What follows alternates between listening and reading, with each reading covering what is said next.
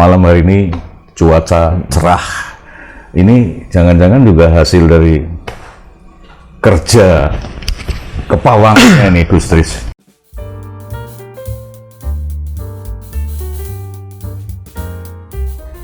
Halo sedulur semuanya, ketemu lagi di Endong-Endongan.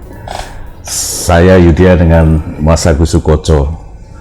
Semoga sedulur-sedulur semuanya dalam keadaan sehat tanpa kekurangan satu apapun. Itu yang penting, sehat selalu. Mas Agus sehat. Ya, malam hari ini endong-endongan kita ini jadi istimewa ini Mas, karena kita kedatangan diendongi ini sama Gus Trisnanto Budidoyo. Istimewa. SAG. Oh iya, Trisnanto Budidoyo SAG ya. Bener-bener SAG ya. Dulu di IAIN ya. Di Unsik. Unsik ya. Juga pernah di pondok pesantren ya. Insya Allah pernah. Ya. Di Wonosobo juga. Wonosobo juga. Iya. Putra seorang kiai juga. Jadi Gus Trisnanto. Jadi kenapa saya katakan istimewa, latar belakang beliau itu yang pantas untuk kita ajak ngobrol banyak hal mestinya ini Mas. Kalau melihat latar belakangnya, profesi beliau seorang guru di madrasah MTS ya. Wah lengkap sekali. Salakambang itu Kaligondang. Kaligondang. Ya, Purbalingga. Di luar itu aktivitas sosial budaya, seni. Jadi di budaya dan seni ini aktif juga di Dewan Kesenian Kabupaten Purbalingga, Les Bumi di NU ya, budaya Muslim Indonesia, Les Bumi gitu ya. Di samping itu sering melakukan pentas-pentas teater, monolog, pantomim. Wah menarik sekali ini. Tapi bukan itu sebetulnya Mas yang ingin kita tanya ini, karena sekali lagi saya katakan istimewa. Ada profesi beliau yang menarik yang berhubungan dengan sesuatu hal yang belakangan sedang viral atau menjadi pembicaraan publik. Ini gara-gara pagelaran atau gelaran event MotoGP ya, MotoGP di Mandalika, Lombok ya, dimana di sana ada seorang pawang hujan yang dikontrak oleh panitia untuk memodifikasi cuaca di sana agar event MotoGP ini bisa berjalan, hujan dikendalikan istilahnya seperti itu. Publik jadi banyak perspektif untuk mensikapi eksistensi atau adanya pawang hujan ini. Ini ada yang dari sudut pandang agama, dari sudut pandang budaya, ada pembelaan dari sudut pandang kearifan lokal, ya budaya ya kearifan lokal tentunya. Dan sebetulnya kalau bagi kita di daerah sini sebetulnya nggak aneh ini ya Mas Agus, keberadaan pawang hujan. Banyak tetangga-tetangga kita ketika mengadakan hajatan, barang gawe istilahnya, itu juga nyambat atau menggunakan jasa pawang hujan ini. Dan di Purbalingga kita bisa menunjuk atau menyebut banyak pawang-pawang hujan atau orang yang berprofesi sebagai pawang hujan, yang kalau kita definisikan pawang ini adalah seseorang yang punya kemampuan untuk mengendalikan hujan. Atau pawang itu sendiri kan seseorang yang bisa mengendalikan dan mengontrol sesuatu. Ada pawang ular, ada pawang macan, pawang buaya, bahkan pawang ODGJ ini, orang dalam gangguan jiwa gitu. Dan kita suami atau kepala rumah tangga juga pawang bagi anak istri. Nah, betul. Seorang kepala desa pawang bagi warga satu desa. Betul. Seorang bupati mempawangi warga sekabupaten. Nah ini Mas Diki pawang kamera ini. Pawang teknis. Kameramen itu mempawangi teknologi kamera gitu kan. Karena mengendalikan, mengontrol dan menguasai kamera sebagai piranti teknologi. Jadi tidak aneh Mas. Saya tidak kaget, cuman saya kagetnya kepada kekagetan publik atas peristiwa. Kenapa jadi macam-macam begitu? Ya.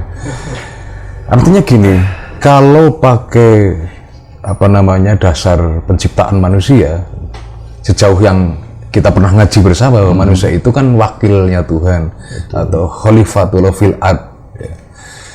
Dia diberi potensi kedudukan yang mengatasi semua makhluk, termasuk alam. Hujan itu kan juga makhluk. Bahwa kemudian untuk mencapai posisi itu dia akan ditaati dan dipekewih oleh makhluk-makhluk baik yang kasat mata atau yang tidak nampak. Saya tidak tahu apakah Mbak Rara termasuk pada posisi makom itu atau tidak. Tetapi bahwa fenomena pawang ini sesuatu yang wajar bagi saya. Sepanjang ini kan menjadi persoalan karena ini sih sebuah perspektif saja ya. Pasti ini bukan menjadi bahwa yang kita katakan benar. Ini pasti kita harus tahu itu bahwa ini juga bagian dari seorang awam untuk memahami dan mudah-mudahan bisa bermanfaat. Soal pawang ini menjadi aneh, menjadi masalah itu kan akhir-akhir ini saja. Dan apa saja dari awalnya kan ada urut-urutannya. Sajen ribut kemarin kan, betul. Wayang ribut ya Mas. Terus apa lagi? Toa, iya betul. Jadi manusia untuk mempawangi toa gitu.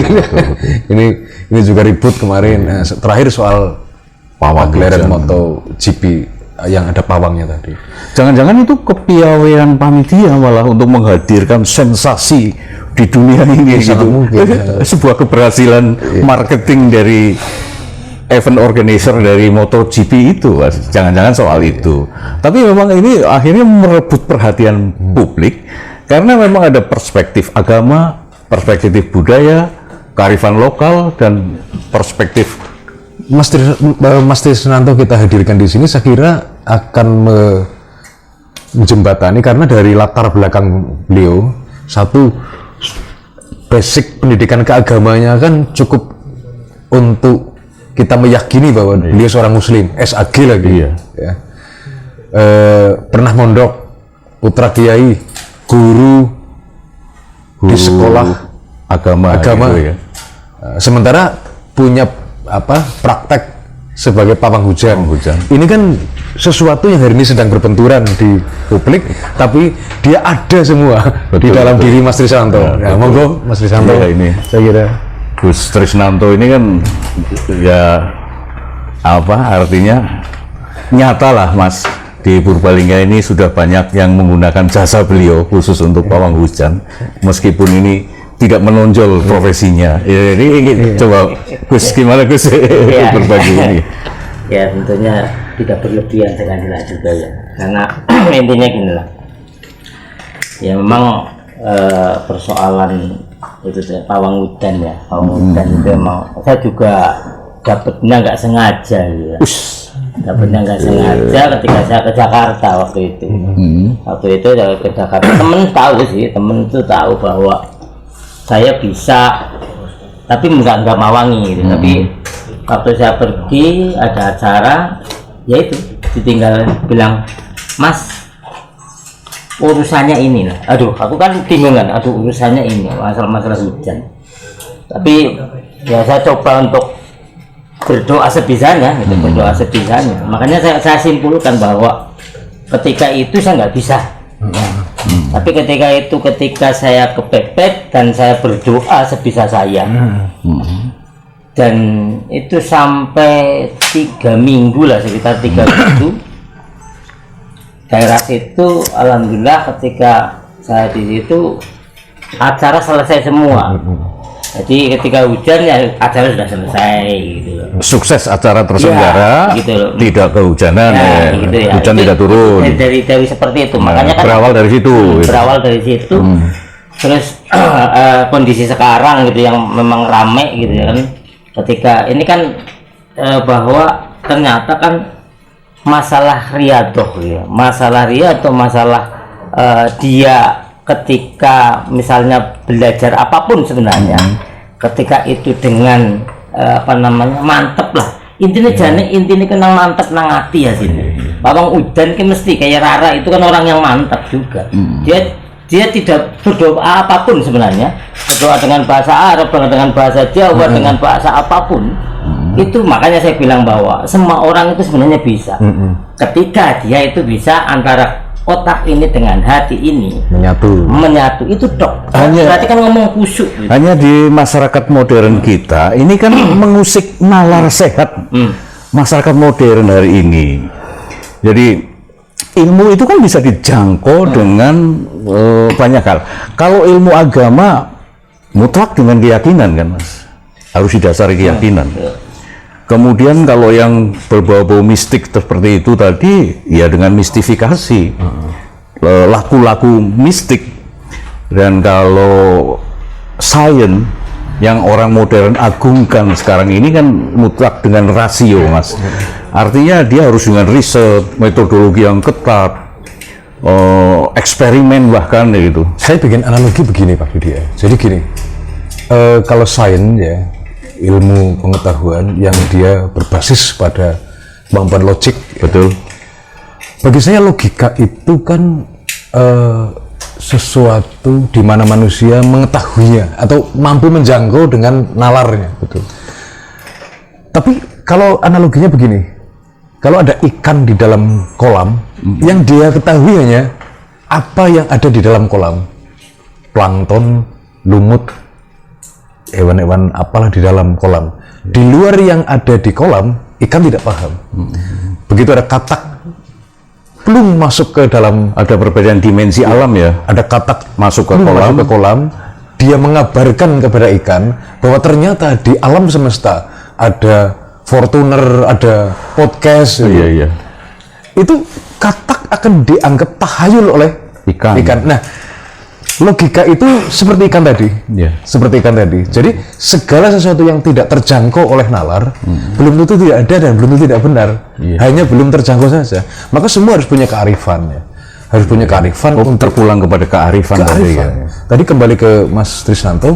Jadi kuncinya kan tetap kita berdoa dengan keyakinan apapun ubur-rampenya ya sebagai wujud atau ekspresi untuk supaya dilihat Tuhan itu udah takon ngumpul itu kan terharu.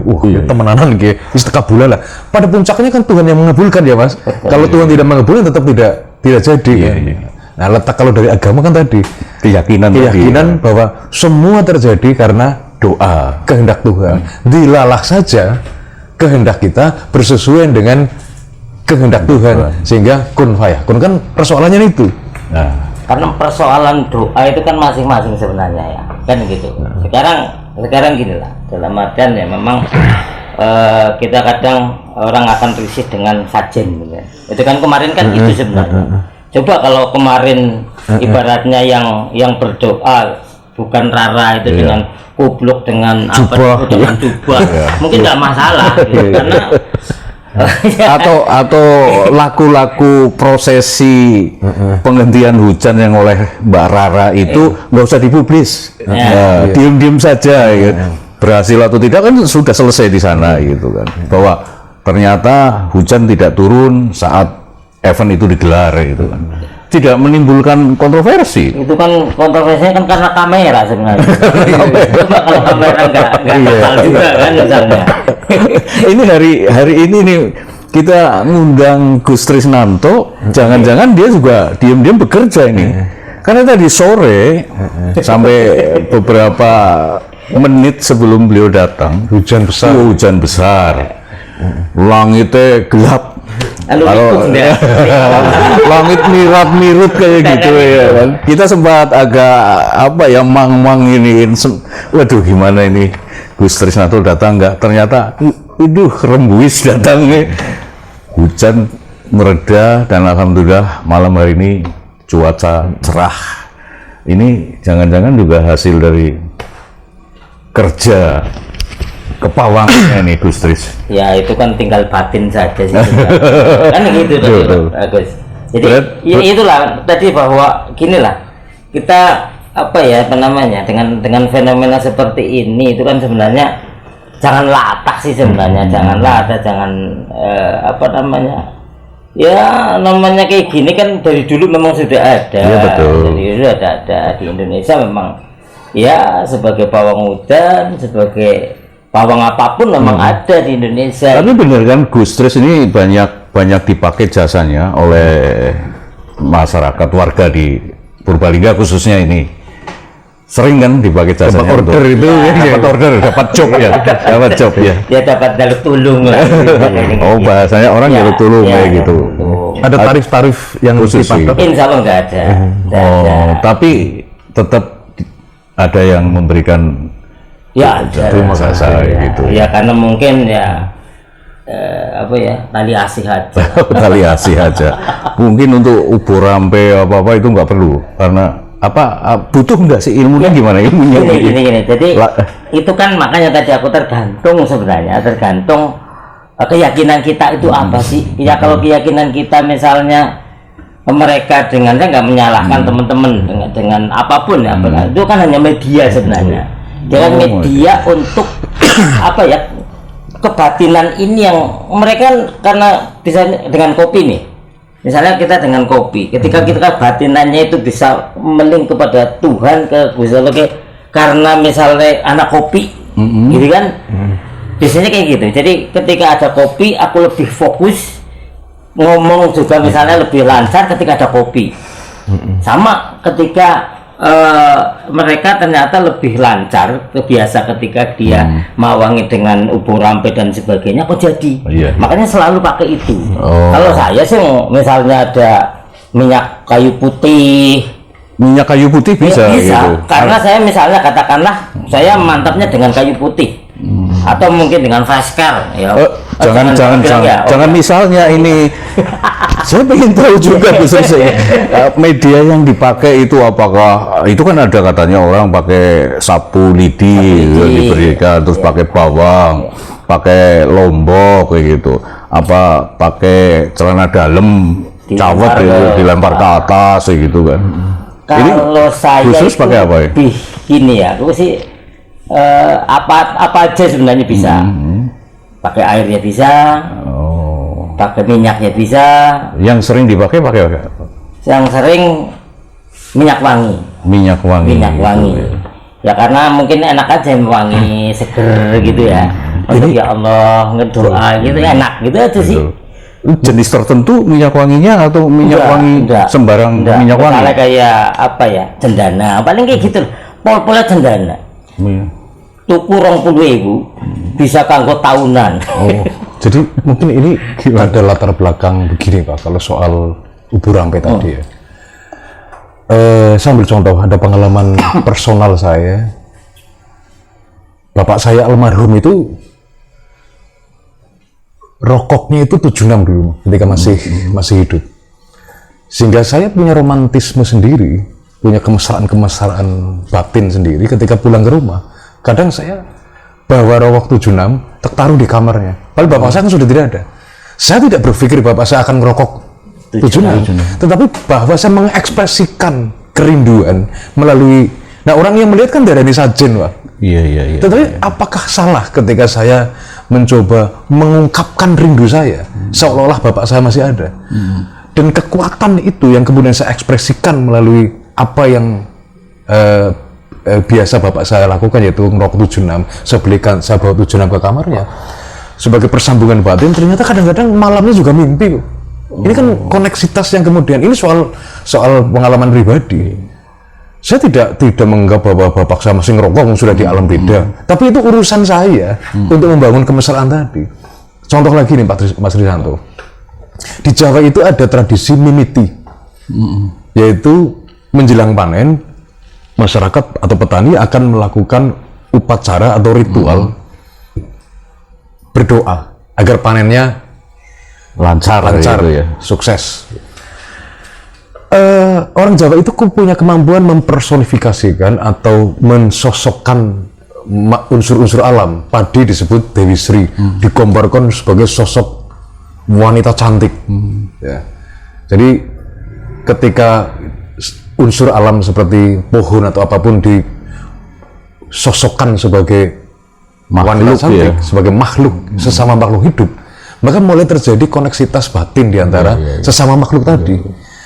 Nah, karena sudah kadung diposisikan sebagai dewi yang cantik, ya, wanita cantik, ketika akan panen berdoa sambil karena merasa doa itu butuh diekspresikan lebih kuat, dia orang petani itu di dalam ritual itu melengkapinya dengan bedak, alat kecantikan ya, karena yang bersolek sedang ya. dianggap sebagai wanita cantik adalah padi tadi sebagai sosok Dewi Sri.